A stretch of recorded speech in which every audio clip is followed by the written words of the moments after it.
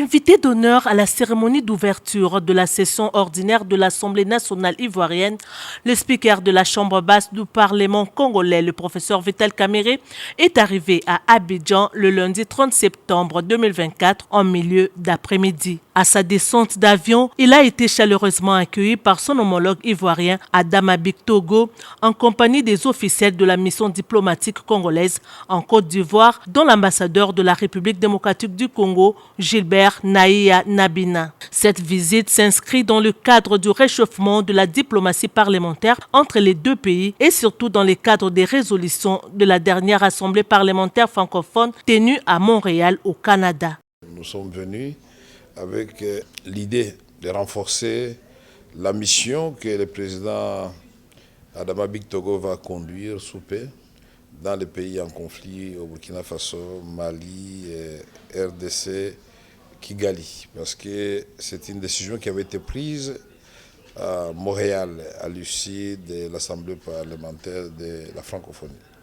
Et je suis venu aussi pour communier avec mes frères et sœurs de la Côte d'Ivoire, qui est un pays que nous aimons beaucoup. Et je suis venu aussi, enfin, pour que nous puissions partager nos expériences respectives. Parce qu'il n'y a pas longtemps, la Côte d'Ivoire, nous avons pleuré à distance les horreurs que cette population avait vécues ici. Grâce à l'intelligence, la sagesse et la volonté de l'élite ivoirienne, je parle des forces vives, des forces politiques, ils ont su surmonter cela. Et aujourd'hui, nous sommes en train de vivre un véritable miracle ivoirien. Et c'est ça que nous voulons faire chez nous. Tourner la page de la guerre. Et pour nous, nous disons, il est aberrant et même incompréhensif qu'un pays africain attaque un autre pays africain. Nous voulons faire le développement ensemble pour que l'Afrique s'élève et marche.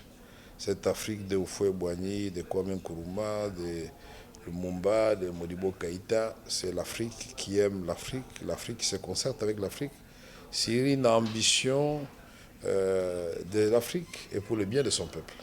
Pour Adama Bictogo, président de l'Assemblée nationale ivoirienne, c'est un honneur de recevoir son homologue congolais à Abidjan après l'accueil qu'il lui a réservé tout récemment à Kinshasa où il a assisté en tant qu'invité d'honneur à la cérémonie inaugurale de la session ordinaire de septembre. Comme vous l'indiquiez tout à l'heure, j'étais moi-même à Kinshasa il y a quelques jours pour participer à l'ouverture solennelle.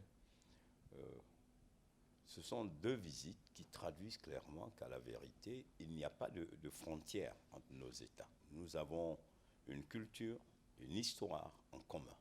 Les échanges d'expériences entre nos deux assemblées doivent venir aider, accompagner l'exécutif dans l'accomplissement de ces tâches et de ces engagements. Ce pont qui existait, mais que nous renforçons à travers la diplomatie parlementaire, montre bel et bien que ce pont Kinshasa-Abidjan est un pont qui va profiter à l'Afrique tout entière, parce que nous voulons être la force, la locomotive de cette nouvelle Afrique. Mais nous attendons d'avoir un Congo-Kinshasa en paix quand on connaît la richesse du Congo, on connaît la richesse de ses hommes, sa population, et de ses ressources naturelles. On est tous convaincus qu'une paix, une stabilité durable au Congo, c'est toute l'Afrique qui gagne, parce que c'est le grenier de l'Afrique.